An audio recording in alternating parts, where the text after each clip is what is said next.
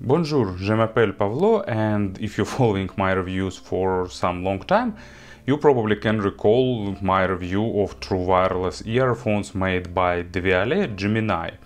I know that new version of Gemini has appeared, but unfortunately I didn't have an opportunity to test them, but I really want to do that.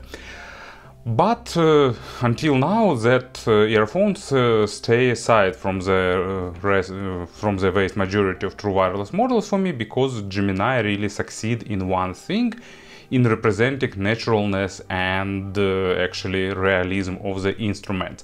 They were lacking some things, some additional features. Noise cancelling was like not so great, but still sound quality was and it even is for now really impressive. And only now I've found or like got acquainted with earphones with true wireless models that can compete with Gemini, at least for me, in terms of realism and in terms of sound and other things. It's Final Audio, how to show it, ZE8000. So I'm not familiar with Final Audio good enough. Some long time ago I tested their ZE3000 and they were really great. But ZE8000, it's their flagship product, because they giving that index 8000 to all their flagship models, like top of the line in-ear monitors, full size headphones, so that's their top of the line true wireless model. Price is pretty high, it's $350, plus minus depending on customs and particular country taxes, but in general price is this. But at the same time you're getting really good sound quality, and Final Audio even highlights the fact that these earphones are built with digital signal processing. And I like that it fits into my thought that our future in the audio is all about digital signal processing. And results they achieve here, they call this digital signal processing 8K sound, like drawing some parallels with 8K video, but just for sound. So they're trying to reconstruct signal of lossy codecs. It supports SBC, AAC, aptX and aptX adaptive, and also they support Qualcomm sound. So for the Qualcomm chipset phones it will be good addition, but for other things too. They added pretty heavy signal processing, but they managed to achieve that result of naturalness.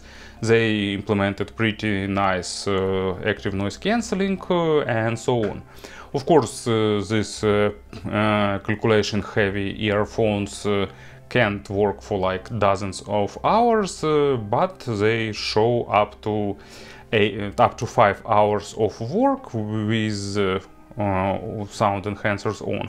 Usually about 4 hours or so, and I think it's pretty good numbers taking into account that we achieve with them. Probably that's all for the introduction, and let's have a closer look. Let's dive into unboxing. I think you won't be surprised if I'll tell you that everything here is full of style. Starting with the box with this unusual combination of black earpieces print on the black background with a hint of red and black, like classical stylish combination. Lot of information printed here on the back side, including accessories and other interesting information. Here we getting user manual, then mandatory paper cover, traditional for Japanese products, and the case with earpieces. Of course here were earpieces, but now they live in case. And let's go into the accessories box. And here we are getting 1, 2 and third part. Here they are. So you'll get USB Type-C cable for charging.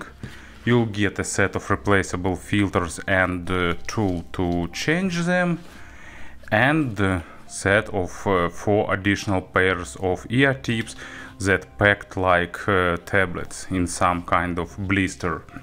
And fifth pair is here. Here is the case, black with that stylish pattern, really pleasant to touch, reminds some expensive DSLR or mirrorless cameras. And of course case is not super small, but it's pretty slim, so for me it's kind of pocketable one. Cover slides up, and here we getting both earpieces. They hold with magnets. Here you can see triple contacts on each side, so looks fancy. And here are earpieces themselves. You can see that design is really unusual, and some people find it great, others don't, and same applies to the fit. For example, I got zero issues with fit. They sit nicely in my ears, achieving all the goals, but I've seen some complaints about the fit, and you can see that there are few separate parts of this earpiece. So long stem, stylishly moved to the up, both protruding up and down, then main part, and then probably here is the part with driver inside, and then goes extra tip and other stuff. So here you can see how it looks like. Tips are unusual. They consist of 2 parts, and if I've got the idea, it's combination of earbuds and in-ear part. So what it gives in practice, this part nicely isolates your ear, and then it goes into the ear channel, isolating it even further. So it gives slightly above average passive acoustic isolation, and also they have active noise cancelling, and for me they offers nice fit. Of course there is sensor control here, microphone located here, and probably this is the second microphone for the noise cancelling. So in my opinion they look stylish, but also keep in mind that they protrude out of your ears pretty noticeably. But I don't think it will bother audiophiles, because we're speaking about the good sound. They utilize Qualcomm 5141, if I remember name of the chip properly, and that means good connection quality, and I didn't experience almost zero drop-offs. There are different modes of noise cancelling. You can select what you like, and it works pretty good. It's not on the level with Sony or Apple or Bose, which offers the best, but it comes closer to that. It's better than average active noise cancelling, and thanks to that adaptive modes for different scenarios, it also gives you a pretty good result. Work time is about 4 or 4.5 hours, so in this aspect they are also pretty nice. And in general you can see that they definitely look stylish, but at the same time offer some unusual parts in the design. Here is a companion app named Final Connect. Here you can see photo of earphones and their charge level. Then you can select one of 4 modes of active noise cancelling or ambient sound, full noise cancelling, just wind noise cancelling, voice through when you can hear voices and it tries to cancel other noises, and ambient sound, it's like transparency mode. All these modes have detailed explanation, but in the ambient sound and voice through mode you will hear a bit of additional hiss because of probably algorithms working or something like that. But noise cancelling and wind cut works pretty nicely, not on the flagship level like Sony or Apple, but pretty good. But transparency mode is behind the flagships. And then you can select Pro Equalizer, also get explanation of what it does, and you can activate it. And here there are 4 regulators. For each one you can select frequency, and you can select like boost or reduce. just 4, unfortunately, but with this feature, this changes give you a bit of flexibility. Then you can use volume step optimizer to get the best step of volume regulation based on your preferences. Then multi-point connection, for that you will have to update it to 1.8.5. I've got 1.80 on. Then you can activate this sound enhancer, and it will increase battery usage, of course, but because of the computations. Or you can turn it off and save more battery. And firmware update, it does what it does, updates firmware. So as you can see, you'll get a bunch of useful settings here. Here is our traditional microphone test. I'm recording this part of the video with earpieces in my ears, and I'm using their built-in microphone. I won't apply here any gain correction or equalization, so this fragment of the video will give you an idea of how their microphones sound in quiet environment. And of course about the sound. Unsurprisingly, Final Audio made main focus on naturalness and balanced sound signature without being too dry or analytical, and also it's definitely not a typical V-shaped signature. So bass is slightly accented, but not too much, and main accent is made on the mid bass. Deeper layers of bass are present, and earphones does a pretty good job in reconstructing deep bass that is usually lost during Bluetooth transmission, but at the same time deep bass is not dominating here, and it's definitely not the earphones for the rumble, for that massive hard-hitting deep bass or something like that. They are focused on saturation with that small nuances and details on bass. They are really excel in texturing and balancing between impact and weight. So mainly it's for the timbre-rich instruments that goes to the low area, but at the same time they built a good foundation for almost all genres of music. Electronic music is also pretty enjoyable with them for me, but if you listen mostly to that genre, you'll probably need to use some more bass-heavy earphones. Or actually you can use equalizer to boost low frequencies, but it's definitely not like bass-heavy typical modern V-shaped earphones. And in my opinion it's a great plus, but tastes differ. And let's go to the examples. First one is Lose Yourself to Dance by Daft Punk, and you know this track, nice engaging bass line, and that's where these IEMs deliver right good amount of bass for me. They build good foundation, but at the same time they giving you enough of space for the mids and treble area. And One for My Baby by the Hugh, Laurie and accompanying musicians. This is a track with noticeable usage of acoustic double bass. It's pretty full-bodied, well represented, and doesn't pushed forward. It stays perfectly in the mix, so nice delivery of this instrument. Still, of course, not on the level of similar priced wired earphones, but I'm speaking for true wireless segment. Mid frequencies are pretty lush, saturated with dynamics, with emotions. There is a slight hint of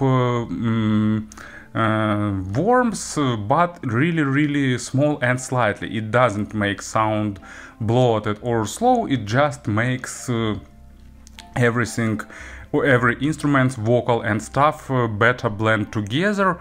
They don't try to focus on the micro contrast, but detalization is also pretty good for the true wireless earphones. They trying to sound more coherent and engage you in the whole melody, and it's a really pleasant experience. You'll get really good instrument separation. You're getting pretty impressive for true wireless segment imaginary stage, both in width and in depth, so good sense of spaciousness, and at the same time no excessive boost in the upper mid area. They deliver deliver that part with good amount of spark and emotions, but not oversaturated.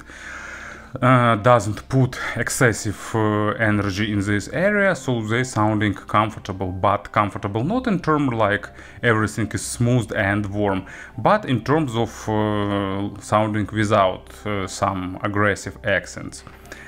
And of course that's all about that 8K mode.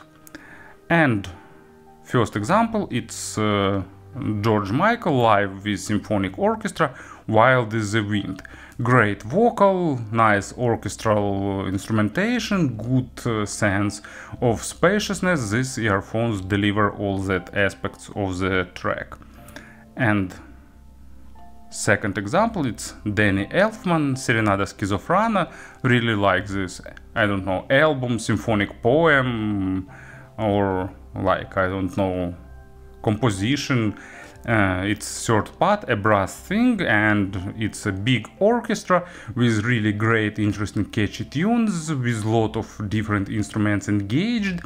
And of course it's brass, it's other instruments, a lot of spaciousness, pretty good technical performance, still of course not as wired one, but probably the best in the true wireless segment I've heard with this track. And the treble, it has slightly above average extension, which is slightly better than typical for the true wireless model. Of course, don't expect some rich layering or super extension, but at the same time really good overtone saturation, really good balance in terms of no boost, no aggressiveness in sound, so really some good sense of naturalism and really good saturation with overtones for the timbre-rich instruments. So all the focus on the more natural sound. They don't trying to sound super engaging, they trying to sound as close to natural representation as possible, but without being too dry or too analytical. And example here, it first is Bossy by J.D. McPherson, and it's typical audiophilic recording with a lot of instruments, with everything recorded really well, and all that goes to the overtones, goes to the treble area, and this earphones does a pretty good job in untangling that all and playing it. And second example, it's Steven Wilson, A Forest. It's typical Steven Wilson track with really good saturation with instruments, with a lot of overtones, perfect percussions, guitars. Wilson pay a lot of attention to this area, and it's always good, well recorded, nicely mastered, and you can enjoy it. Still, of course, lacking technical performance and layering, but for the true wireless model, really great experience. And speaking about the comparisons, to be honest, you know, it's almost zero sense in comparing, because almost all high-end models I've heard, like what we have, like Apple AirPods, Bose Quiet Comfort, second version, Sony, Sennheiser, they all are more colored and more boosted in bass, a bit more saturating mids with additional energy to sound cleaner and crisper. So it's like, you know, league of its own. Probably they can be compared with ZE8000 I reviewed some time ago. They have some similar ideas in tuning, but here you'll get more realism, you'll get better developed treble, you'll get more forward treble when it's necessary. When it's not necessary, treble will be polite and stay on its place. And of course Devialet Gemini, just the first version. Both are trying to be natural, but this one is a bit less natural compared to the Devialet, so here you'll get a bit more, I don't know, slightly more energetic type of natural representation, like you moving a bit closer to the orchestra and getting a bit more emotions. But there is a new version of Gemini, probably They should be a matter of comparison here. So to summarize everything, it's an expensive model and not everyone likes the fit, but at the same time you're getting really great sound, and probably that's what a lot of people will prefer. Thank you for listening, thank you for your attention, and of course have a great day.